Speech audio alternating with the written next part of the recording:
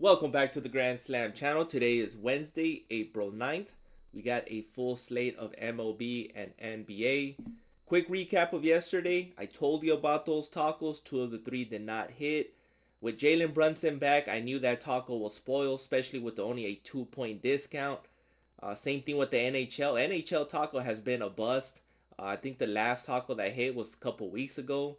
Uh, Price Picks is being stingy with their point lines, only offering a 2-point differential when tacos used to be 5 or more. So luckily, I am avoiding those Taco Tuesdays from now on. If I see something good like that curry taco, then yeah. But other than that, I will be avoiding any discounts they have, unless it's a 0.5 or the read is good.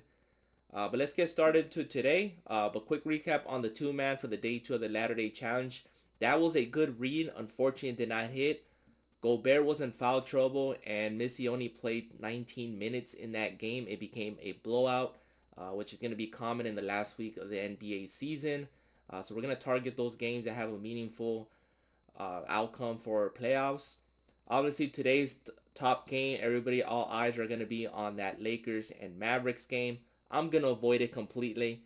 Last time we had a type game, a revenge game, so called, was Jimmy Butler going back, and it was a complete dud. Everything was under on him.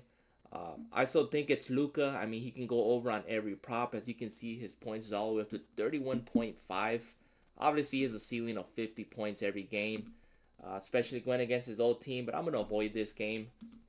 Coming off of two back-to-back games, tough games against the Thunder. So I'm just gonna avoid that game, even though I still think he can go over.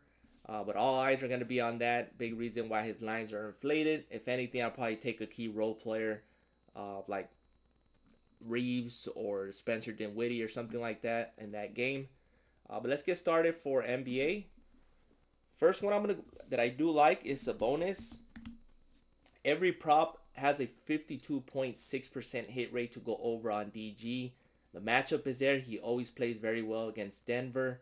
I think everything is in play. As you can see, his PRA is a popular one.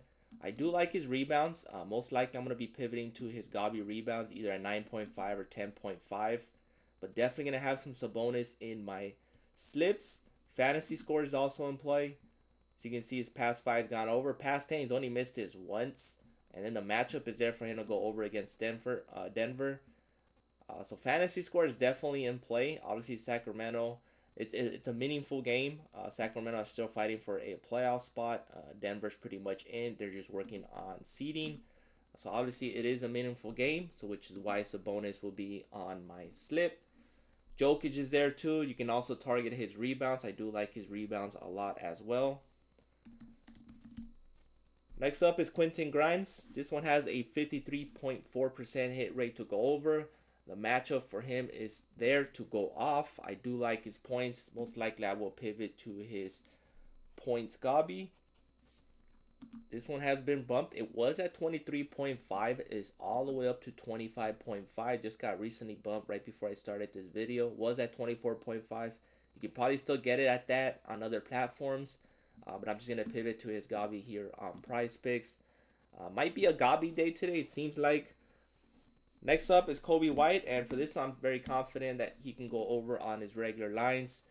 Didn't play last two games, so I'm going to be taking either his PRA or his fantasy score. The matchup is there for him to go over two against Miami. Plays very well against Miami.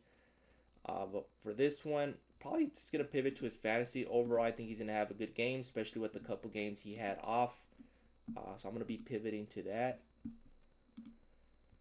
Let's head on over to MLB, where I do have a couple props that I like. First one, I already took this last night. I took them on different platforms, and that is Valdo Vito. I know you're going to say the matchup is not there for him against the Padres. Tough matchup, but the Padres are playing with limited players. I believe Tatis is out. Some of these players, they're star players. Jackson Merrill just hit the IL. So they're not at full strength, even with the hot start now. The Athletics, I think they're an underrated team. I think a lot of people are overlooking them. They're young, they're hungry, and they have a couple good players to build the team around. But Beto, I do have his 2.5. This line was actually at 3 last night. It's all the way bumped up to 4. It does have a 53.8% hit rate to go over with all the injuries that San Diego has. So I wasn't surprised that this got bumped.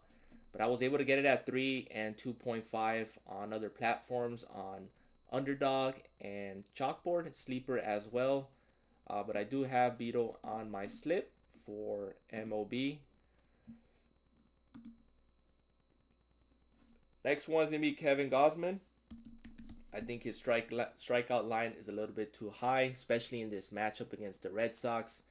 A couple years ago, he was a strikeout pitcher. He was averaging about 7 to 9 strikeouts a game.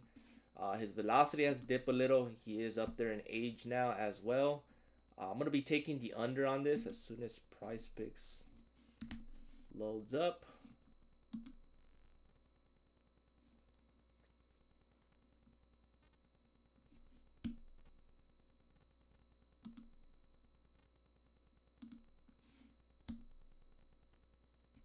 I don't know why this is taking so long. So Kevin Gausman going against the Red Sox. I believe he is at 5.5. I will be taking the under. Hopefully it hasn't been bumped yet. Let's see.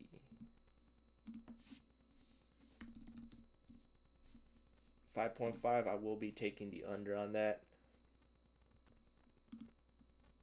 He hasn't even gotten over 6 strikeouts this season. Last one was September 19 of last year. That was 6 against Texas. Past 2 games, only had 4 and 0. He got lit up against the Mets. So 5.5 against the Red Sox team. I mean, they hardly strike out as much either. So I'll be taking Kevin Gausman less on strikeouts. I expect that to get bumped down to 5, to be honest. Hopefully you guys get this in at 5.5.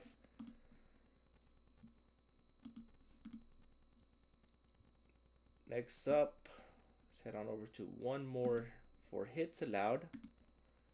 And I'm going to go with Landon Knack. Hopefully he's still up. Yep, he is at 3.5. I'll be taking the over, making a spot start for the Dodgers. So you saw last night, rookie pitcher Justin Robleski got lit up from the Nationals. 3.5, I think he allows about 5 hits, but he does have a quality start. I think he pitches better than Robleski. And I do think the Dodgers do win this game. I mean, they got to salvage one of these games against the Nationals. But I think Landon Knack goes 5 strong. He does allow 4 or 5 hits. His strikeouts should be low. He's not a strikeout pitcher. But I do expect him to allow more than 4 hits with a quality start. So I will have Landon Knack for hits allowed. And that rounds up my top picks for MLB and NBA. I do have more picks, but most likely I will pivot into Gobbies today. So mix and match, pick your favorite. If you're interested in the core, the link is in the description below. We hit on some overnight slips, including KBO and tennis. We hit some slips for that.